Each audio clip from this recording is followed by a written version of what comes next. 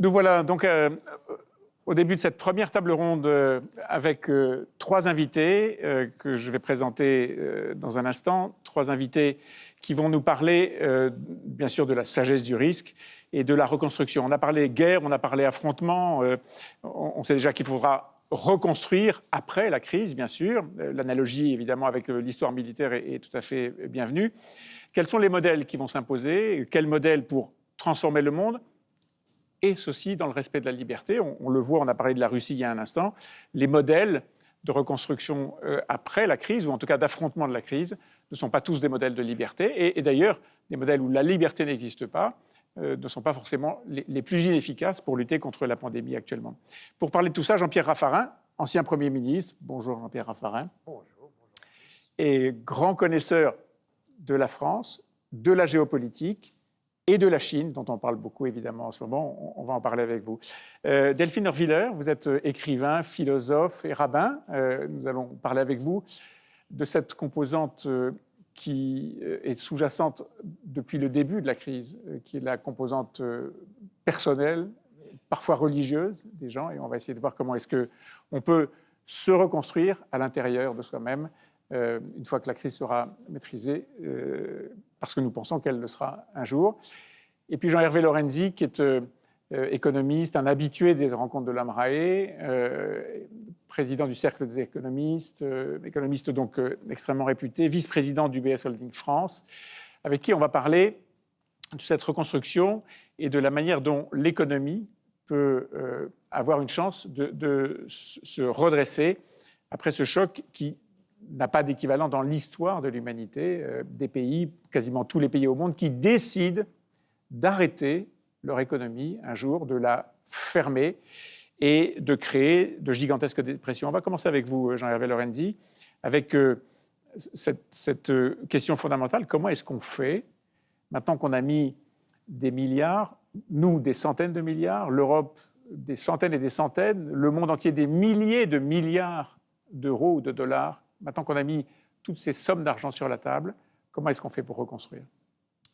Moi, je crois que, disons, je suis un optimiste, donc je suis comme le général de Villiers, je suis porté par l'espérance, peut-être l'âge joue aussi, mais je pense d'abord que, comme vous l'avez dit, nous sommes dans une crise qui n'a pas d'équivalent, plus précisément pour nous autres économistes. Il y a les crises exogènes, celles qui viennent d'un accident.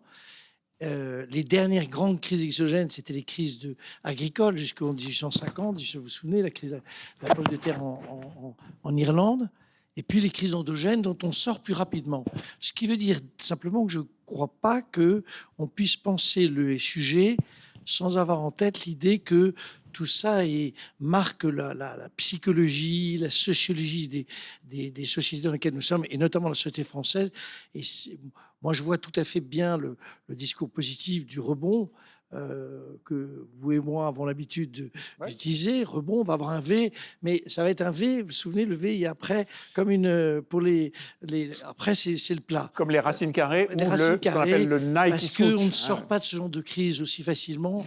Je rappelle juste que l'Union européenne a mis près de 5 ans à revenir à son niveau de 2008 en termes d'activité. Donc tout ça est beaucoup plus long, il faut le penser sur. Première remarque.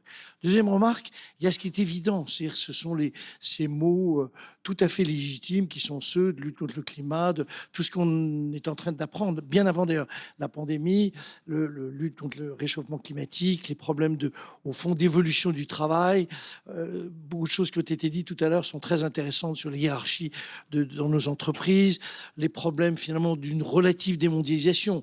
Ça veut simplement dire que ce sera plus tout à fait comme avant, mais tout ça, j'allais dire, ce sont les mots qu'on utilise tous, c'est quand, comment, pourquoi, c'est tout à fait, j'allais dire, encore très incertain. Moi, je plaide juste pour un mot, qui est celui de répartition. Répartition, c'est un mot que les économistes adorent utiliser depuis la création de l'économie. Je ne vais pas le prendre au sens traditionnel de la répartition, comme, je ne sais pas, Ricardo Rizzo, tous parlaient de ça, salaire-profit.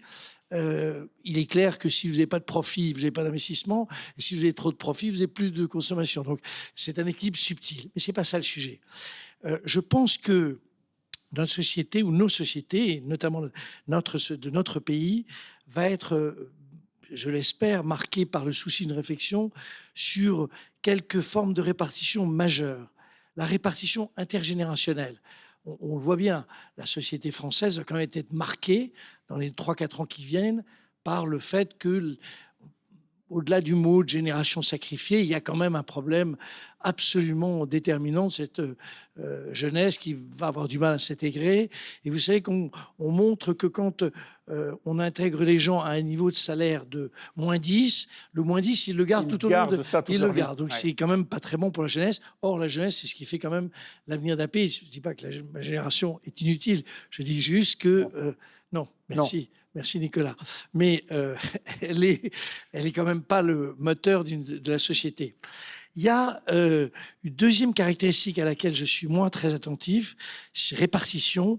On ne va pas lutter contre le fait qu'il y a une séparation assez brutale entre les gens qui ont un travail très qualifié et les gens qui ont un travail très peu qualifié. C'est ce que nous appelons, vous l'utilisez beaucoup aussi, ce mot de bipolarisation du marché du travail qui sépare les uns et les autres. Mon souci, en tout cas en termes de position presque politique, c'est de se dire la société française a quand même perdu de ce qui était une de ses grandes qualités, c'est l'ascenseur social. C'est le fait qu'on pouvait passer du bas vers le haut, bouger, etc. Quand vous êtes collé aujourd'hui dans le non qualifié, c'est une sorte de ghetto. Très difficile d'en sortir. Et donc, la répartition, ce sera aussi cette idée qu'on va permettre aux gens j'allais dire, d'évoluer dans leur qualification, de pouvoir grimper dans la hiérarchie. Il y avait, quand j'étais jeune, les ingénieurs maison, tout ça, c'était ça la force de la France. Aujourd'hui, ça a quand même, je ne dis pas que ça a disparu, ça a Mais la France est diminué. de tous les pays européens, la France est de tous les pays européens celui où le temps que l'on met en génération à changer totalement de statut est le plus long. Donc là aussi, c'est de la répartition auquel il faut qu'on soit très attentif. Et puis, troisième aspect, c'est la répartition des charges. Quand une société vieillit, ce qui est le cas du monde d'ailleurs, dans sa globalité, mais plus largement des sociétés occidentales et un peu moins la société française, il est clair que la prise en charge du vieillissement est lourde. Juste un chiffre, en gros, les plus de 60 ans qui représentent 20% de la population prennent 20% des charges de la société par les retraites et ce qui leur est donné est spécifique. On va devenir 30% dans une dizaine d'années. Est-ce que les charges doivent être à ce niveau-là? Est-ce que la répartition entre les différentes générations, là également, doivent être de même nature? Donc c'est ce mot-là clé qu'il faut, de mon point de vue, essayer de repenser à travers tous ces angles d'attaque. Il y en a d'autres. Mais... Merci beaucoup Jean-Hervé. Est-ce qu'il y a une lecture politique de ces trois répartitions intergénérationnelles entre les différents statuts et entre les différentes classes d'âge, disons, la répartition des charges, comme vous le disiez à l'instant? Est-ce qu'il y a une lecture politique à ça? Je pense que, sans du tout avoir le moins de pessimisme, notre pays n'a pas eu disons une ascension en tout cas dans l'évolution économique et industrielle. Et je pense que la Covid, qui est un truc horrible, absolument horrible, mais elle a eu un atout, c'est qu'elle a révélé finalement nos faiblesses qui sont collectives. Alors, est-ce que on est capable d'avoir cette réflexion commune, se rassembler, et de ne pas avoir ce déni de réalité, et donc du politique? Moi, je l'espère très profondément. Ce que j'entends quotidiennement, me donne un espoir un peu limité, mais voilà. Un espoir un peu limité. Jean-Pierre Raffarin, il y a un déni de la réalité de la part des politiques. Parce que vous avez passé une grande partie, pas l'essentiel, pas la totalité en tout cas de votre vie dans la politique. Aujourd'hui, vous êtes retiré de cette activité politique et vous avez un regard sur cet univers. Il y a un déni de réalité? Je ne crois pas. Globalement, on est quand même dans le brouillard. Franchement, si il y a un an, on nous avait prédit cette situation dans laquelle on est aujourd'hui, on n'y aurait vraiment pas cru. Donc je pense que c'est vrai que pour les mots Clausewitz cités par le général tout à l'heure, sont très importants. C'est vrai que par définition, la guerre, c'est un brouillard et que nous sommes, et que le politique est globalement dans le brouillard. Ouais. Et donc, je ne crois pas qu'il y ait de déni de réalité. Si on regarde, pour répondre à la question, l'état du monde et la reconstruction et le monde d'après, on voit quand même avec clarté un certain nombre de phénomènes aujourd'hui. On voit clairement que sur le plan géopolitique, on est dans je dirais, une guerre tiède, Chine, États-Unis, et que ça va durer. Que c'est notre paysage pour les 10 prochaines années, au moins. C'est à la fois le piège du Thucydide, le numéro 1 qui n'accepte pas la montée du numéro 2, ou le numéro 2 qui veut prendre la place du numéro 1. Tout ça, ça va être accru par la crise. La Chine va avoir un écart de croissance qu'elle n'espérait pas avec les États-Unis. Et qui est déjà matérialisé aujourd'hui. Qui est déjà matérialisé, ce que les États-Unis vont mal prendre. Bien sûr. Et on voit aujourd'hui les deux propagandes sur tous les grands sujets géopolitiques, les deux propagandes, celle de Chine, celle des États-Unis, qui se déploient.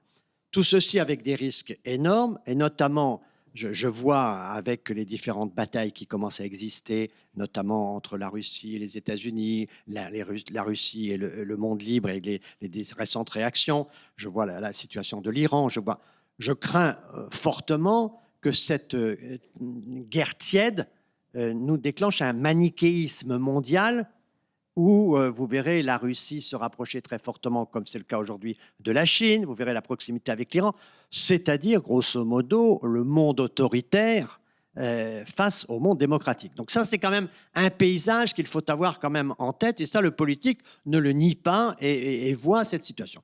D'où la nécessité européenne. Ça, c'est la géopolitique. Sur le plan de notre vie quotidienne, ce qu'on voit bien, c'est quand même la crise des démocraties. Le Capitole, les gilets jaunes, la représentation, le fait que systématiquement les institutions soient remises en cause. La crise de la représentation, c'est quelque chose de formidable.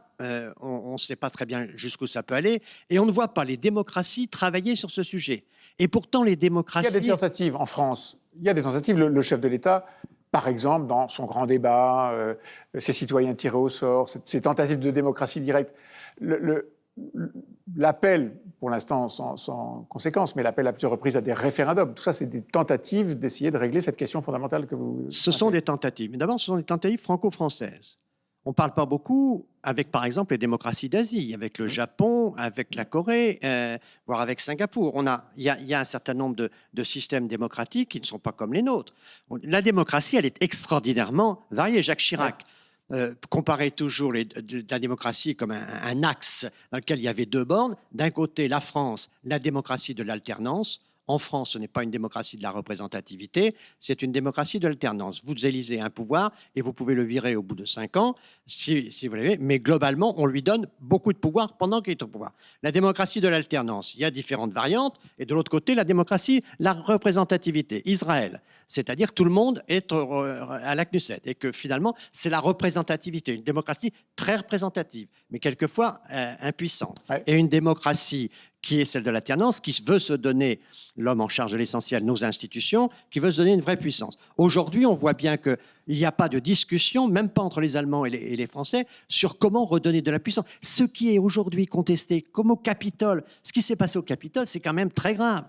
Donc, réfléchissons-nous, comment on va sauver la démocratie? Parce que si on n'a que les systèmes autoritaires comme solution, on sera vraiment en situation d'échec. Donc là, il y a quand même un sujet qui est un sujet essentiel, naturellement, pour la France. Alors, c'est bien d'avoir un certain nombre de tentatives, mais au fond, on reste quand même extraordinairement timoré, et je pense que la centralisation reste quand même une clé, c'est-à-dire un conservatisme incroyable qui fait qu'on a quand même beaucoup de mal aujourd'hui à considérer les territoires comme des espaces libres. On veut en faire des alliés, des partenaires, mais on nie ce couple qui est liberté-responsabilité. On donne les moyens aux régions pour s'occuper des entreprises, mais on ne leur donne pas la responsabilité de l'emploi. C'est-à-dire qu'elles ont la dynamique, mais elles n'ont pas les résultats. Donc la responsabilité, la décentralisation, c'est un couple liberté-responsabilité. Vous occupez de l'emploi, mais vous êtes responsable du chômage.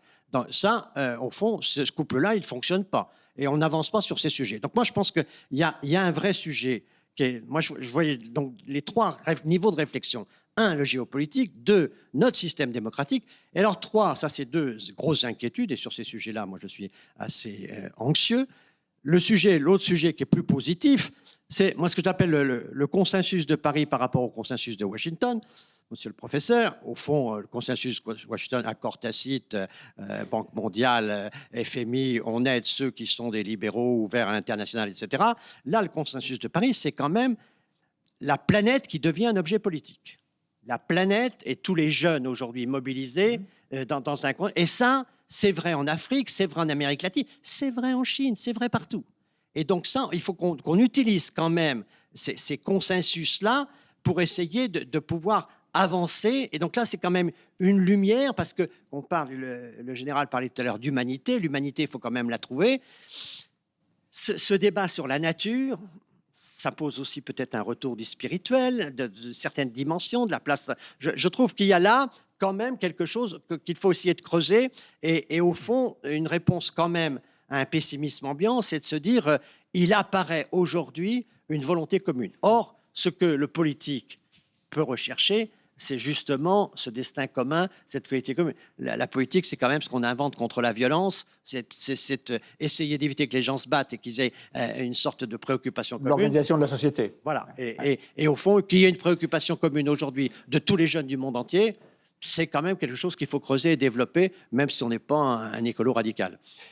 Dans cette vision que vous avez avec ces trois sujets qui devraient être au cœur des préoccupations, et si on essaie de réfléchir à la question qu'on se posait tout à l'heure, comment reconstruire, et est-ce qu'on peut reconstruire en respectant les libertés? Est-ce qu'aujourd'hui, des pays comme la Chine, que vous connaissez vraiment très bien, n'ont pas un avantage déterminant dans la reconstruction?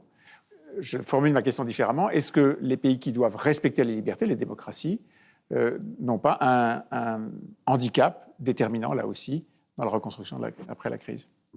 Je ne crois pas qu'aujourd'hui, la liberté puisse être un moment ou un autre un handicap. Certes, dans l'organisation, le désordre est un handicap, mais la liberté organisée n'est pas un handicap. Pourquoi ? Parce qu'on voit bien aujourd'hui, intelligence artificielle, intelligence ajoutée, que c'est la capacité de libérer l'énergie. Vous savez, dans le discours officiel chinois, quand il parle de liberté, et dans les bouquins de Xi Jinping, c'est ça, c'est toujours en parlant aux jeunes pour l'innovation. On a besoin de votre liberté de création, d'innovation, parce qu'il faut inventer l'avenir. C'est la jeunesse, c'est les universités. L'investissement qui est fait en termes de recherche et en termes de créativité, d'inventivité, etc., c'est très important. Donc, je pense que la liberté doit être justement l'allié de l'innovation, l'allié de l'imagination, l'allié des solutions et de l'invention. Et donc, c'est ce qu'il faut essayer de protéger. Mais à nous de réfléchir à l'organisation, à la place de l'autorité dont parlait le général tout à l'heure. Parce qu'au fond, c'est vrai que l'impuissance des démocraties, c'est quelque chose qui doit nous interpeller, non pas pour mettre à bas les démocraties, mais pour les réveiller et pour faire en sorte qu'on trouve des systèmes. Par exemple, en France, quand vous voyez concrètement, quand vous voyez que le président de la République fait élire le député, parce que le député est élu un mois après le président. Donc, vous avez un système qui est bouclé pour 5 ans. Eh bien, ça, c'est trop long dans un pays. Il faut des respirations. C'est devenu trop long. C'est devenu trop long. C'est devenu trop long. Ouais. Et donc, de mon point de vue, il nous faut des législatives en cours de mandat présidentiel. Pour moi, dans la Ve République, au départ, le président, il est élu pour 7 ans, le député est élu pour 5 ans. Maintenant, tout le monde pour 5 ans. Non, le président pour 5 ans, le député pour 4 ans. L'idéal pour nous, de mon point de vue, ce serait d'avoir des mid-terms comme aux États-Unis. C'était à mi-mandat du président, on fait une élection législative. Ce n'est pas incapacitant? Et moi, je ne le crois pas. Non. Je crois qu'il Alors évidemment, ça relégitime le pouvoir, mais ça peut oui, mais sans légitimité du pouvoir, il n'y a pas d'action possible. Donc il faut retrouver une forme. Donc ça, on ne peut pas aujourd'hui venir au mid-term chez nous parce qu'il y a le droit de dissolution qui est le pouvoir supérieur du président. Mais en revanche, on peut très bien avoir un mandat de 4 ans. Et là, créer un autre débat. Parce qu'aujourd'hui, est-ce que vous avez le sentiment que le Français considère que le député est un acteur majeur de la vie nationale? Non, tout remonte au président. Tout est sur le président. Et donc, on est dans un système qu'il faut réfléchir. Et de ce point de vue-là, dialoguons avec les autres démocraties, dialoguons sur les systèmes. Regardez la différence que nous avons avec le système allemand. Et personne vraiment travaille sur comment s'inspirer des bonnes mécaniques qui sauvent la démocratie parce qu'elles renforcent la légitimité. La mécanique du compromis. Du compromis, mais de la responsabilité. C'est-à-dire comment faire en sorte que le politique puisse agir. Mais ça, il faut bien comprendre que c'est pas... Très souvent, je termine par là, très souvent on dit il faut du courage. Ça, c'est pas une question de courage. Parce que si le politique pouvait agir, il agirait. Il n'est pas plus bête que les autres et on n'a pas eu que des imbéciles sur 150 ans de notre histoire. Donc le fond de l'affaire, c'est que quand ça ne fonctionne pas, c'est le système qui est impuissant. Merci beaucoup, Jean-Pierre Raffarin. Delphine Norviller, vous êtes, je le rappelle, rabbin. Vous avez beaucoup travaillé en tant que philosophe et rabbin sur l'influence des religions dans le comportement et en particulier la manière dont la religion aide à surmonter les crises, les ruptures. Comment est-ce que vous voyez justement le rôle de la religion dans cet univers de crise absolue ? D'abord, je vous remercie pour cette invitation. Je suis ravie d'être là, même si j'ai l'impression peut-être d'être un peu un élément extérieur, n'ayant pas vos compétences économiques et politiques. Quand j'ai appris... On est assez démunis en philosophie, donc sentez-vous tranquille. Moi aussi. Mais je me suis dit, quand j'ai vu que vous invitiez une personnalité religieuse, je me suis dit que peut-être vous pensiez que, comme la grande Pythie de Delphes, peut-être j'avais le 06 de Dieu ou des prédictions assez fiables sur ce qui allait nous arriver en 2021. Je l'ai, mais je vous le donnerai après, dans un second temps. Alors, je vais vous décevoir. En fait, je crois que si cette crise nous a appris quelque chose, c'est vraiment une grande leçon d'humilité, c'est-à-dire la conscience collective qu'on a, comme vous le disiez à l'instant, à quel point on sait qu'on ne sait pas. Cette conscience qu'on ne sait pas, elle est extrêmement puissante. On va dire c'est un message fort spirituellement pour chacun d'entre nous. Moi, il y a une expression en français que j'aime beaucoup, et là, c'est le rabbin qui parle. Vous savez, en français, quand on ne sait pas, on dit « pour moi, c'est de l'hébreu ». Ce qui est assez drôle, c'est-à-dire qu'on suggère toujours à travers cette expression que l'hébreu est une langue beaucoup plus étrangère qu'une autre. Alors je me suis dit que moi ce matin j'allais vous apprendre un mot en hébreu, c'est toujours pratique dans les dîners mondains, quand il y aura des dîners mondains, on pourra l'utiliser. En hébreu, le mot crise, il se dit mashber, et c'est un mot qui en fait vient de la Bible, sauf que dans la Bible, il ne veut pas dire crise, il veut dire table d'accouchement. En fait, mashber, la crise, dans la Bible, c'est une table d'accouchement. Et quiconque s'est approché un jour ou s'est tenu sur une table d'accouchement, sait que la crise, la table d'accouchement, c'est un lieu où l'espoir et la crainte se tiennent la main, une conscience aiguë de la vie et de la mort qui cohabitent. Et je trouve que c'est quelque chose auquel on peut véritablement être relié aujourd'hui. Alors, qu'est-ce que les sagesses traditionnelles, les religions, les textes sacrés peuvent nous apprendre sur la sortie de crise, sur la reconstruction? Je crois qu'ils peuvent nous apprendre qu'en réalité, ces sagesses nous disent qu'on ne peut pas vraiment reconstruire. Ce qu'on peut faire, et c'est ce que tous nos textes nous enseignent, c'est qu'on peut faire avec la brisure. On peut composer avec la cassure. Alors moi, il se trouve que j'appartiens à une tradition, la tradition juive, où le sens de la cassure et de la brisure est omniprésent dans les rites, dans les récits, dans l'histoire des héros, etc. Je pourrais en donner 1000 exemples. Vous savez, le judaïsme se construit aujourd'hui sur un événement fondateur qui est la destruction du temple de Jérusalem. C'est-à-dire que toute l'histoire juive est déroulée à partir d'un événement qui est une cassure, une brisure. La maison de Dieu à Jérusalem est détruite et tout à coup, il va falloir composer avec cette cassure. Et en fait, ça se traduit dans plein de rites que vous connaissez sans doute du quotidien. Quand des gens se marient, qu'est-ce qu'ils font? Paf! Ils cassent un verre, comme pour se dire qu'on ne peut pas commencer à vivre et à construire si on n'est pas conscient d'abord de ce qui est cassé. Quand on achète une maison, dans la tradition juive, on doit s'efforcer qu'il y ait un mur qui soit pas peint ou pas fini, ou un peu cassé, ou un peu ébréché, parce qu'on ne peut habiter que des espaces un peu fêlés, un peu cassés, un peu incomplets, et à reconstruire. Et autre exemple que tout le monde connaît, qui est une histoire biblique ô combien connue, vous la connaissez si vous avez vu le film avec Charlton Heston, Moïse, il descend de la montagne avec les tables de la loi, qu'est-ce qu'il fait? Plac, il les fracasse au sol. Ce qui est un blasphème, a priori. Il vient de recevoir quelque chose de super sacré, il le casse au sol. Pourquoi? Parce que le reste du chemin et du voyage doit se faire avec de la cassure. Juste un dernier petit exemple qui concerne peut-être les leaders que nous sommes. Le leader par excellence dans la Bible, Moïse, il a une particularité physique que les gens oublient, c'est que selon nos sages, Moïse bégayait. Il avait un problème d'élocution. Je ne sais pas si vous percevez le paradoxe de cette situation, c'est que Dieu se choisit un porte-parole. Imaginez un DRH dans une entreprise qui doit trouver qui va parler à toute l'entreprise, et il choisit le type qui a un problème d'élocution, c'est-à-dire celui qui a la parole cassée, la parole brisée, celui dont les mots sont cassés. Et en fait, tous nos enseignements nous disent que le leader, c'est celui, non pas qui va se débarrasser de la cassure, mais qui va composer avec, celui qui est capable de vivre avec cette cassure. Et ce n'est pas vrai seulement dans la tradition juive. Regardez, on pourrait donner l'exemple d'une certaine manière, Abraham, Jésus, Mahomet, c'est tous des gens qui, d'une certaine manière, ont dû vivre avec la cassure, une brisure, une faiblesse, un handicap, la stérilité pour Abraham, Jésus doit quitter sa famille, Mahomet est renvoyé d'une certaine manière par les siens ou pas reconnu et se met en route. Et si vous me permettez de le dire de façon un peu vulgaire, tous les héros de nos textes sont des gens qui se cassent. C'est-à-dire qu'ils disent « je vais me casser ». C'est-à-dire qu'ils doivent composer avec la cassure et ils se mettent en route. Et je trouve que c'est vrai pour chacun d'entre nous dans nos expertises différentes, on le sait, dans la tradition religieuse, pour les leaders en matière d'économie, en matière politique, je dirais même pour les assureurs, les gens qui doivent assurer, assurer le risque. Il y a une conscience qu'il va falloir composer avec une cassure qui n'est pas réparable. Parce que finalement, on le sait, la plupart des dommages dans l'existence ne seront pas réparables. On ne pourra pas revenir à la situation d'avant. On ne peut pas effacer la situation. On ne pourra pas l'effacer. La seule chose qu'on peut faire, c'est se poser la question de comment on va vivre dignement avec cette cassure et comment on va faire littéralement du bricolage. Au bricolage au sens, vous voyez, en deux mots. C'est-à-dire comment on va être capable de coller des morceaux de telle sorte que la personne face à nous retrouve pleinement sa dignité, c'est-à-dire son sens des responsabilités. Exactement ce que vous disiez il y a un instant. C'est-à-dire que l'accès à la liberté, et la question de la liberté, elle ne peut pas se poser sans la question de la responsabilité. Et comment dignement on redonne ou on enseigne aux gens un sens de la responsabilité. Pour moi, aujourd'hui, dans cette possible sortie de crise, c'est la question clé. Vous savez, on s'en rend bien compte, finalement, il y a une tendance générale autour de nous, et c'est le propre, vous l'entendez, des théories du complot, de nier toute responsabilité personnelle. C'est-à-dire de considérer qu'on exige d'un autre qui porte la pleine responsabilité, la toute responsabilité de ce qui est en train de m'arriver, ou alors on exige d'un autre qui nous ramène à la situation d'avant, qui nous disent, on dit finalement, oui, redonnez-nous la vie qu'on avait. Et dans les deux cas, il y a un déni puissant de responsabilité qui a tout à voir avec un déni de faillibilité. Parce qu'on se veut infaillible, ça nous rend extrêmement impuissants.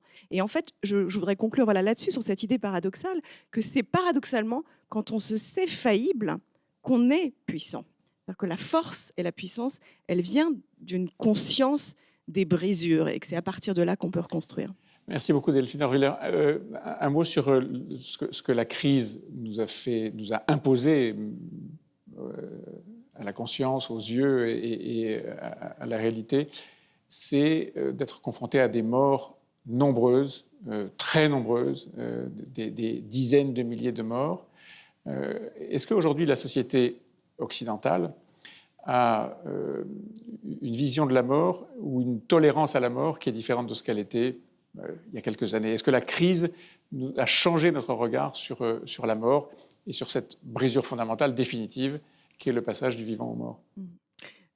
En venant jusqu'à vous ce matin, j'ai marché pas très loin d'ici, sur la rue de Rivoli, dans Paris, et j'ai perçu quelque chose qu'on voit tous quand on se promène dans Paris. C'est, vous savez, toutes ces pancartes, tous ces panneaux sur les immeubles qui nous disent « ici a vécu un tel, ici est mort tel ou tel, est décédé telle ou telle personnalité ».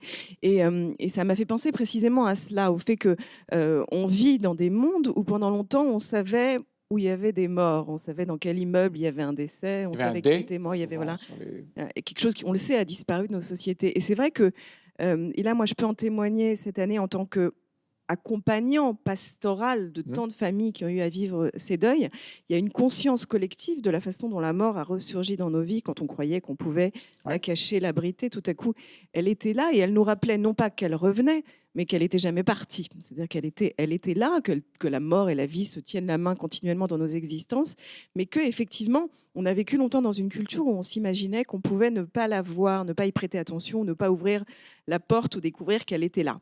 Et je crois que, moi j'ai la conviction en réalité, que dans les temps à venir, on va vivre avec des fantômes. Entendons-nous bien, pas des fantômes au sens où les enfants ou les films les suggèrent, qui font bouger les rideaux en criant « ouh ». Mais je crois qu'on va vivre avec des fantômes dans nos sociétés de tout ce qui nous a été si difficile à vivre et à accompagner. Moi, malheureusement, au quotidien, je suis très souvent accompagnée des gens qui vivent aujourd'hui avec une culpabilité extrêmement forte de ne pas avoir pu être aux côtés des leurs dans les mois qui viennent de s'écouler, l'impression d'avoir été justement dans une faille de présence humaine. Et je crois que ça laisse des traces, pas juste à un niveau individuel, psychologique ou psychanalytique individuel.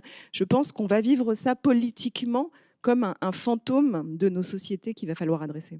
Jean-Pierre Raffarin, est-ce que le politique aujourd'hui peut supporter des morts collectives? C'est- Vous voyez très bien le sens de ma question. Enfin, j'imagine, un certain nombre de gens disent, après tout, les gens très âgés, on est en train de tuer l'économie, d'enfermer des pays, de bloquer des jeunes. Jean-Hervé Lorenzi faisait référence tout à l'heure à la difficulté pour les jeunes de vivre aujourd'hui. Est-ce que le politique est capable de supporter plus de morts? Probablement, parce que vous vous souvenez de cette rhétorique, un mort est un drame, 10 morts est une catastrophe et 100 morts est une statistique. Et donc le politique, à un moment, gère des statistiques. C'est terrible, mais c'est quand même un peu comme ça que les choses se passent.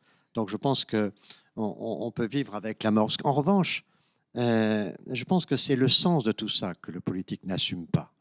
C'est-à-dire que le politique aujourd'hui, et on a un débat sur le séparatisme qui pose la question du spirituel dans la société.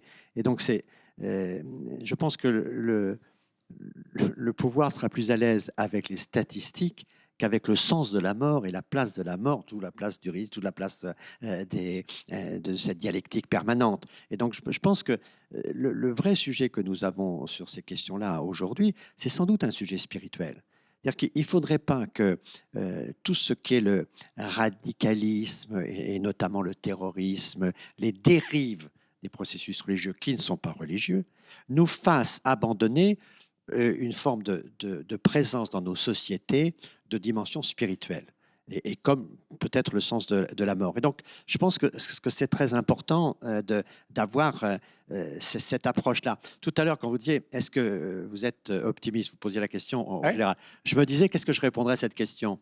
En fait, je dirais, un peu comme je suis catholique, c'est une foi, j'ai foi, et donc, mais ce n'est pas de la raison. J'ai foi, la foi, j'ai une grâce. Voilà. J'ai une grâce, je crois. Donc, c'est une forme de grâce. Donc, il faut que dans les sociétés, quand même, ce type de démarche intellectuelle existe. Et je suis pour la laïcité. Mais il ne faut pas que la laïcité tue le spirituel. Jean-Hervé Lorenzi, lorsque vous m'avez dit tout à l'heure, je pense qu'on doit reconstruire autour d'un mot, je m'attendais à ce que vous disiez confiance. Vous avez dit répartition, vous avez argumenté évidemment tout ça, et je m'attendais à ce que vous disiez confiance. Il faut reconstruire avec la confiance qui est un élément déterminant à la fois du côté psychologique, philosophique, religieux, politique aussi bien sûr, mais aussi et fondamentalement économique. Pourquoi est-ce que vous n'avez pas choisi ce mot? Parce que je reprends d'ailleurs ce que, à la fois, les deux enfin, vous avez dit l'un et l'autre. En réalité, le préliminaire à la reprise de confiance, on est quand même dans une société qui a perdu confiance dans ses institutions, vous l'avez dit, dans son politique, dans son système de représentation. La faute à qui, peu importe, mais c'est quand même la base du fonctionnement de nos sociétés. Et je trouve qu'il faut des gestes symboliques très forts pour que, et je crois qu'ils sont dans le domaine de, alors j'ai utilisé le mot répartition, peut-être qu'il y en aurait d'autres, mais il faut des gestes très forts pour arriver au fond à redonner confiance. Donc c'est pas un préliminaire, c'est plutôt une conséquence. Je prends juste un exemple. Demain, je fais un petit truc sur les réindustrialisations et je suis beaucoup interrogé, et je dis ça pour faire plaisir Premier ministre, je suis convaincu qu'il faut redonner de la place au territoire et au pôle de compétitivité. Et demain, je vais me battre comme malade. Donc, je suis, j'allais dire, vraiment un défenseur de cette idée. C'est symboliquement, on remet en place des choses qui progressivement font que les gens... je pense quand même qu'on part d'une situation qui n'est pas exceptionnel en termes de, j'allais dire, de l'état d'esprit général, de la relation. Pas exceptionnelle au sens où elle est mauvaise ou elle est mauvaise, oui, déjà dans la société française, très mauvaise. Elle est mauvaise. Ouais. Et donc, alors, au fond, tout ça peut surgir par des initiatives vis-à-vis de la jeunesse. Je suis convaincu que ça passe. Vis-à-vis des pôles de compétitivité, parce que je regardais cette carte, c'est une carte absolument de la géographie industrielle de notre pays qui est absolument top. J'ai toujours cet exemple. À Limoges, on a ce pôle de compétitivité sur la porcelaine et on est fort en porcelaine. C'est des choses comme ça qui vont donner confiance. Je crois que les discours généraux ne passeront pas. Les chefs d'entreprise ont confiance? Vous les En tout cas, conseillez, vous en non, voyez non, beaucoup, pardon. vous êtes... Alors, je prends juste ma casquette une seconde de l'affaire que vous avez évoquée des rencontres d'Aix-en-Provence. Ce qui m'a frappé l'année dernière, c'est qu'il a fallu convaincre beaucoup de gens d'y participer, sur tous les plans, y compris financiers. Et j'avais le sentiment que ce qui avait été un peu perdu dans le passé, ce que moi j'avais connu dans ma jeunesse, les élites, les patrons de nos entreprises se sentaient désormais très responsables de l'évolution de la société française. C'est-à-dire ce qu'il y avait eu auparavant, il y avait quand même une prise de conscience du fait qu'ils étaient à la fois pas responsables de leur entreprise, mais aussi qu'ils étaient des instruments majeurs de la sortie de crise de notre société. Peut-être parce que les politiques ne peuvent plus assumer seuls ce rôle. Je pense que les politiques ne peuvent pas assumer seuls ce rôle parce qu'au fond, il y a la crise de la légitimité est complètement aujourd'hui générale dans la société. Le mot que le président de la MRE disait tout à l'heure quand il disait la sagesse du RIC, c'est le discernement. Où est le discernement aujourd'hui dans la politique ? Y compris quand vous voyez la dialectique entre opposition et majorité, où on est dans le discernement. Où est l'école du discernement ? Où est la valorisation du discernement ? Je pense que c'est quelque chose qu'il faut travailler parce qu'on sait que c'est la clé. Vous faites allusion au propos introductif d'Oliver Wyld, le président de la Marée. Il évoquait la nécessité, ou le rêve, je ne sais pas, d'un risk manager à l'échelle de la planète. Est-ce qu'à l'échelle de la planète, ou plus modestement à l'échelle d'un pays, c'est-à-dire dans un gouvernement, dans une administration, on peut avoir un risk manager ? Je pense que oui, je pense qu'il faudra arriver à ce type de choses. Il faut rationaliser le débat politique. D'une certaine manière, il y a quand même entre le management entrepreneurial et le management politique, il y a quand même aujourd'hui un écart, je dirais, de professionnalisme. Il y a un écart de méthodologie, il y a un écart de management. Le management politique est un management qui n'est pas d'avant-garde. Donc, je pense qu'il y a quand même des progrès qui sont à faire dans le management politique.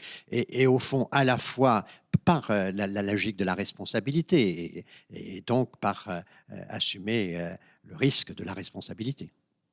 Jean-Hervé, vous connaissez bien ces deux univers, la politique et l'économie, l'entreprise. Il y a un gap entre ces deux mondes. Dans les sujets qu'évoquait Jean-Pierre Raffarin, bien sûr. Oui, très, très, très important. Au fond, on peut définir les uns et les autres comme étant porteurs d'avenir. C'est-à-dire que qui dessine l'avenir ? Au fond, aujourd'hui, et je ne fais pas de reproche, c'est très compliqué, mais les politiques ont du mal à fixer un avenir de manière simple. On voit plutôt les crises. J'ai évoqué tout à l'heure le Capitole, c'est quand même effrayant ce qui a pu s'y passer. Et l'économie, on va sûrement beaucoup changer dans les années qui viennent, mais il y a quand même des perspectives qui sont fixées pas par les économistes, non, qui ont du mal à avoir de bonnes prédictions, mais plutôt par les chefs d'entreprise. Oui, les chefs d'entreprise dans leur pratique quotidienne. Oui. Pour reprendre un mot du général tout à l'heure, l'obéissance n'existe pas en politique. L'obéissance active. Même votre majorité, vous allez plancher tous les mardis matins devant votre groupe parlementaire pour le convaincre. Personne n'obéit en dehors de votre cabinet de gens. Tout le reste, il faut quand même convaincre, faire marcher, pousser, tout ça. Enfin, c'est quand même, par rapport au manager qui a quand même nommé ses successeurs, nous, le pouvoir politique majeur, c'est le pouvoir de nomination. Ceux que vous avez nommés, vous avez une chance qu'ils vous obéissent, et encore. Donc, il faut... On connaît des histoires différentes. Delphine Orviller, la confiance, mot absolument essentiel dans la religion. Oui, en tout cas, l'espoir qu'on puisse agir ensemble et que collectivement, par une forme de communion, d'une certaine manière, quelque chose puisse bouger. Je pensais à ça. Vous avez aujourd'hui beaucoup de gens qui nous suivent à distance. On a tous vécu ça ces derniers mois, des conférences où moi j'ai vécu des offices par streaming. C'est-à-dire pas toutes les offices dans ma synagogue sont retransmis. Donc je sais que mes fidèles, au lieu d'être dans ma synagogue, sont comme les gens sont là chez eux. Et ça nous oblige tous à une réflexion sur le temps commun. Vous savez, quand on est dans une conférence, on coupe son téléphone, on s'interrompt pour partager un temps commun. On vit aujourd'hui une situation où les gens, pendant qu'ils nous écoutent, sans doute, sont partis chercher dans leur réfrigérateur quelque chose, ou alors leur téléphone a sonné, ils ont répondu au téléphone. Et donc, on vit des temps parallèles. Et donc, ça rend très difficile le sens du temps commun et le sens du commun tout court. Comment est-ce qu'on peut rester ensemble quand on vit tellement un moment de déconnexion les uns des autres ? Merci beaucoup Delphine Horviller, merci Jean-Hervé Lorenzi, merci Jean-Pierre Raffarin pour ces échanges, je trouve, très riches sur le risque, la sagesse, la confiance, la répartition, la religion et la politique, bien sûr. On se retrouve dans 10 minutes à peu près, à 10h35, si vous voulez bien, pour notre deuxième table ronde. Merci beaucoup.